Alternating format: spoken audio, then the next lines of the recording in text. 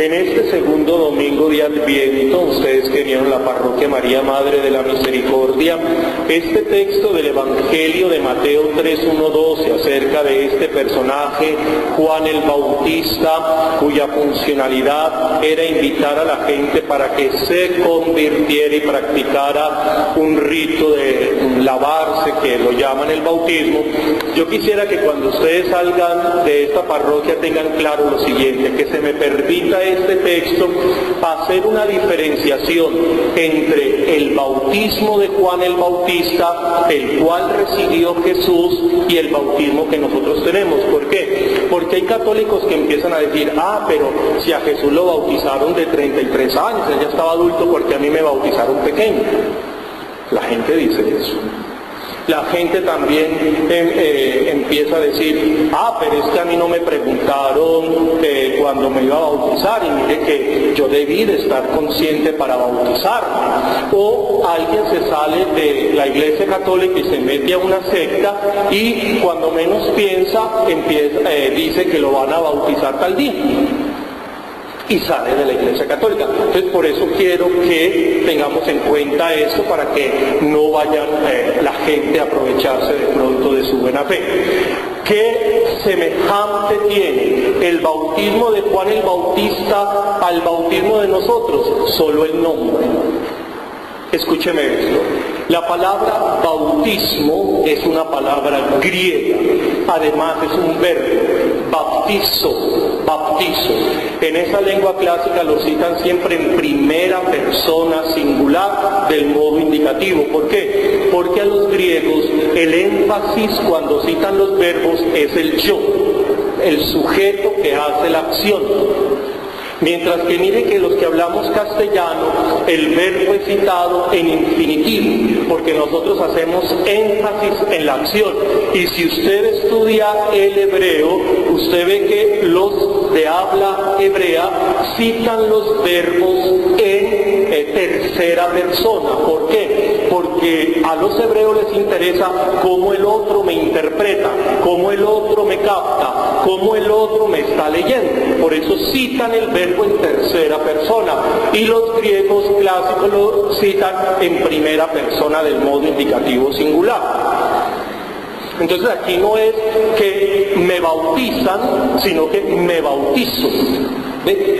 Tomo la decisión de sumergirme en. Eso quiere decir la palabra bautismo, sumergirme en. Segundo, si usted lee bien Mateo 3:1-12, ¿qué era el bautismo de Juan el Bautista? No era otra cosa más, sino que la persona se sentía sucia en su conciencia, la persona se sentía cargada de pecados, e iba a donde el profeta Juan el Bautista, y esta persona tomaba la decisión de un cambio de vida, se hacía un examen de conciencia, se evaluaba, y cuando tenía ese propósito de cambiar, iba y se sumergía en el agua, bautismo, y salía con esa actitud de conversión. Eso donde lo tenemos nosotros, en el sacramento de la penitencia. ¿Ve? Es decir, que el bautismo de Juan el Bautista es un bautismo penitencial. Era un ritual que utilizaba la gente en esa época para lavarse de los pecados. ¿Dónde lo hacemos nosotros? En el sacramento de la penitencia. Entonces Jesús, ¿por qué se bautizó si no tenía pecado?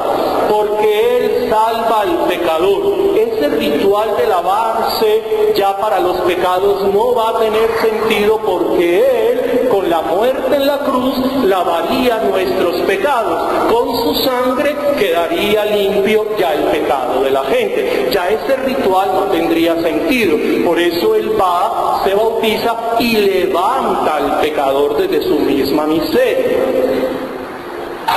Por eso nosotros no tenemos el rito del bautismo para la penitencia, sino que tenemos el sacramento de la penitencia. Cuando usted está encargado, cuando usted tiene su conciencia intranquila, cuando siente que ha pecado, se va a confesar. Y nosotros no confesamos a niños de 2 años, ni de 4 años. Ya tiene que tener una cierta responsabilidad para poderlo confesar. Entonces por eso no cabe la inquietud esa, es que a mí no me deben de bautizar cuando esté pequeño, como a Jesús lo bautizaron.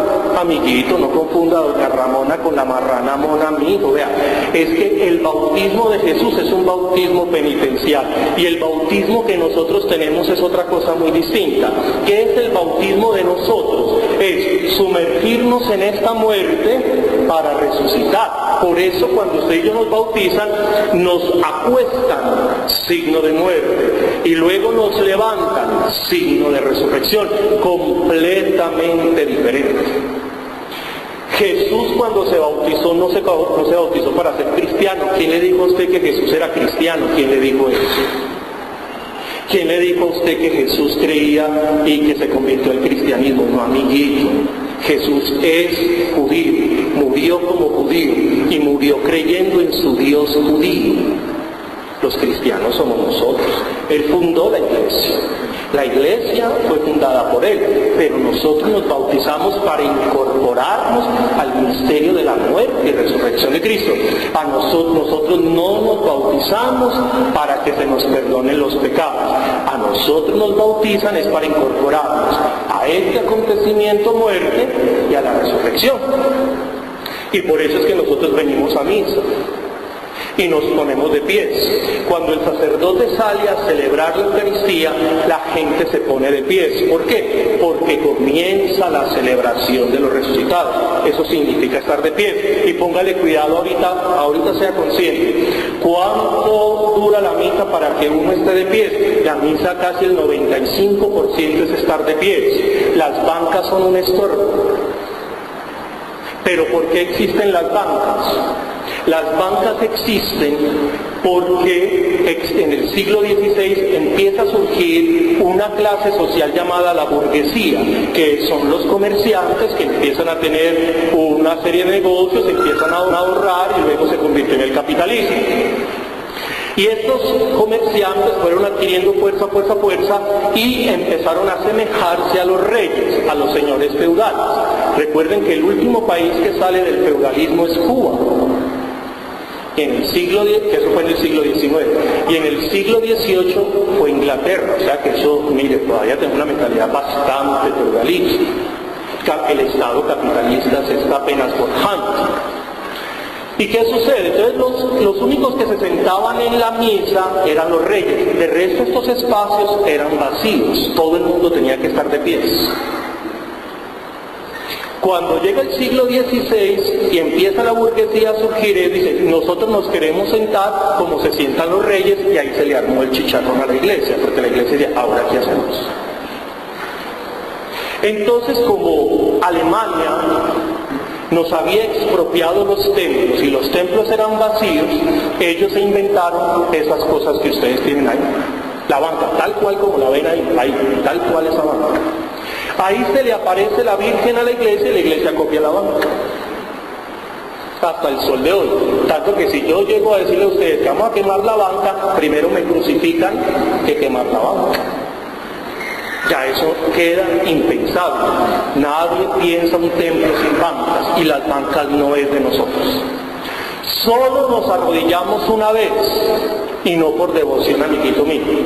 Nos arrodillamos porque en el siglo XIII, cuando el Papa Urbano IV le tocó gobernar la iglesia, surgen unos líderes religiosos, Hans y Wycliffe, que empiezan a decir que Jesús no estaba en la hostia, que eso era una representación. Entonces el Papa le dice a los cristianos católicos que cuando se hagan las palabras históricas de Jesús, la gente se arrodille. ¿Por qué? Como forma de defensa, como forma de profesión de fe, no por devoción. ¿Cuál es el objetivo? El objetivo es estar de pies. Pero como todavía hay gente que cree que eso es una galleta sin arequipe, que lo que hacemos es un simbolismo, que eso es una cosa ya que no tiene ninguna realidad, o que eso es Jesús porque yo creo, porque la gente también cree que este sacramento depende de su fe, que si yo creo que Jesús está en esa hostia y está, si no está, entonces no está. No, señores, la fe, el sacramento no depende de mi fe.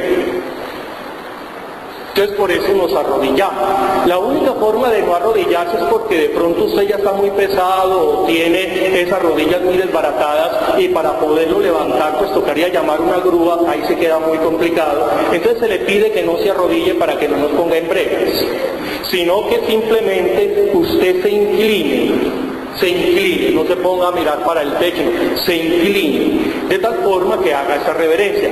Pero el objetivo es estar de pies, pero como todavía tenemos una problemática en la sociedad, nos tenemos que arrodillar. Y eso no es por devocional, es que yo soy muy devoto, entonces yo pongo los ojos así blanqueados y me arrodillo. No, deje tanta bobada y tanto misticismo, no. Haga lo que la iglesia ha mandado hacer, ya. Hay que permanecer de pies. La iglesia nos ha dicho, como un gesto externo de nuestra fe, de nuestra convicción, no de nuestra devoción, sino de nuestra convicción, nos vamos a arrodillar cuando el sacerdote dice las palabras históricas. Terminadas las palabras históricas, nos ponemos de pies. El objetivo es estar siempre de pies. Porque ¿qué es el bautismo cristiano? Por eso cuando ustedes entraron a este templo, ¿qué fue lo primero que vieron? Esa cruz, porque la vida es difícil, pero hay que mantenerse de pie. Por eso es que la gente viene a misa. La gente viene a misa porque la gente viene a decirle al Señor, he luchado durante 6 días, he enfrentado la vida y he resultado en eso. Y vengo a presentarle un Dios que me conoce, porque Dios se ha hecho hombre a través de la Santísima Virgen María, muerto en la cruz y resucitado. Pero con la postura erguida, estar de pie significa que voy a seguir luchando, que los problemas no me van a tumbar, que los problemas no me van a derribar. Eso es lo que es la celebración. Por eso la gente se pone de pies. Ya ve la diferencia entre el bautismo de Juan el Bautista, es el mismo bautismo de Jesús, diferente al bautismo nuestro. Por eso, por favor, no sigan repitiendo lo mismo que todo el mundo dice. Ahora, que es que yo voy a bautizar el niño cuando crezca, porque así como Jesús fue grande, que escoja la religión que quiera. Uy, amiguito, eso es muy complicado. Mire, les voy a decir eso. Yo conozco niños de 7 y 8 años que ya no quieren vivir. Pero yo les digo, ¿pero por qué? ¿Y vos por qué no querés vivir? Yo no sé, yo no le encuentro sentido a mi vida. Pero amiguito, mira, vos tenés 8 añitos, no tenés mujer que te esté molestando, no tenés hijos, no tenés que pagar arriendo, nada. Vos debes de estar viviendo feliz. Y no quiero. Y no es, eso es un descrecio. Yo nunca he sabido qué decirle a un muchachito de esos. Cuando a mí se me han presentado esos casos, yo no sé cómo ayudarle, porque yo no me puedo imaginar cómo un niño de 8 años tiene un estado de depresión tan alto. Entonces, si el asunto es que hay que preguntarle, entonces ¿usted por qué no espera que el muchachito crezca? Y cuando crezca le dice, ¿usted quiere vivir? Sí, ahí sí le pone las inyecciones, lo hace revisar del médico, eso es ridículo. Pero el muchachito le puede decir, ¿usted por qué me conserva la vida si yo no quería vivir? No, es que eso yo no le voy a preguntar eso. Yo conozco niños de 9, 10 años que no quieren estudiar. Oye, esos son brutos, eso nada, eso no les entra la matemática para nada, ni nada. Y escriben con H intermedia todo, porque como no suena, y eso no, mejor dicho, eso es una cosa horrible. Y uno le dice, pero ¿por qué no quieres estudiar? No, yo quiero trabajar, yo soy muy duro para el estudio, pero ¿por qué no quieres trabajar? Estudiar, mira que se te abre posible. No. Y ustedes no me pueden negar porque eso pasa. Entonces, si hay que preguntarle al niño, entonces ¿por qué usted mejor no se consigue un marranito, le echa la plata al marranito y cuando ya el muchachito crezca le pregunta, muchachito, ¿usted quiere estudiar? Sí, ahí sí métalo a guardería, preescolar, ahí sí métalo a aprender. No, ¿usted lo va a hacer eso? Después de que usted ha invertido millones, porque échele cuenta cuánto vale un prejardín, un jardín, primaria, échele cuenta. El uniforme, los cuadernos, el comercio, échele cuentas.